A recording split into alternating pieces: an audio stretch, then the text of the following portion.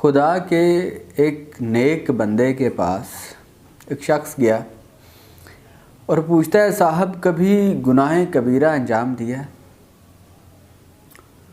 انہوں نے کہا نہیں، میں نے کبھی گناہ کبیرہ انجام نہیں دیا۔ پھر وہ سوال کرتا ہے کہ گناہ صغیرہ تو انجام دے ہی دیا ہوگا، انسان ہے، خطا کا پتلا ہے۔ وہ کہتے ہیں نہیں، میں نے زندگی میں کبھی گناہ صغیرہ بھی انجام نہیں دیا۔ اب یہ شخص تیسرا سوال کرتا ہے، وہ یہ کہ آپ نے گناہ کا ارادہ تو کیا ہوگا۔ یہ سن کے انہوں نے سوال کرنے والے پہ سوال کر دیا۔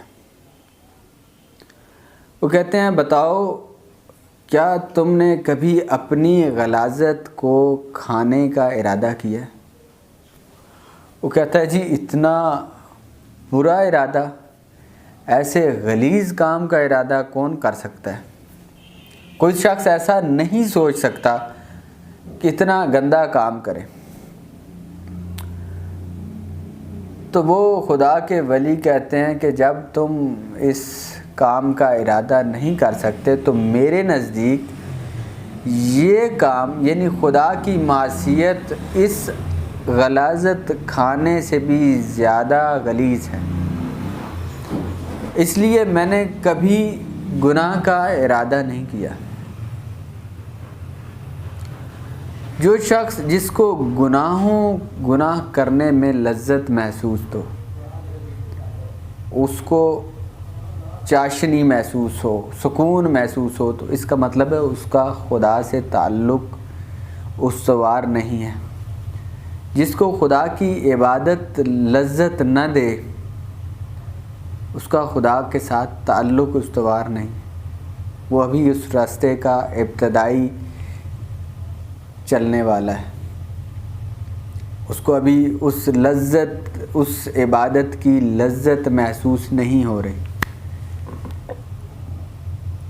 تو اگر خدا کا بننا ہے تو خدا کے کاموں میں لذت تلاش کرو، اس کی معصیت میں لذت نہیں۔ سکون اس کی بندگی میں ہے، اس کی اطاعت میں ہے، اس کی فرما برداری میں سکون ہے، کیونکہ اس نے خلق کیا ہے، وہ جانتا ہے کہ اس کا بندہ کہاں پر سکون محسوس کرتا ہے۔ ہاں، آپ کو اگر گناہوں میں سکون محسوس ہوتا ہے تو پھر آپ اپنے خدا سے بہت دور جا چکے۔ آپ کو ایک لمبا سفر طے کر کے واپس آنا ہے اور پھر اس راستے پر چلنا ہے جو خدا کا راستہ ہے، جہاں خدا والوں کو اس کی عبادت میں، اس کی مخلوق کی خدمت میں لذت محسوس ہوتی ہے۔ دعا ہے خداوند متعال ہمیں اس اپنی لذت سے آشنا کرے جو اس کے بندے کے ساتھ راز و نیاز میں لذت ہے، اسے ہماری آشنائی ہو جائے۔ شکریہ۔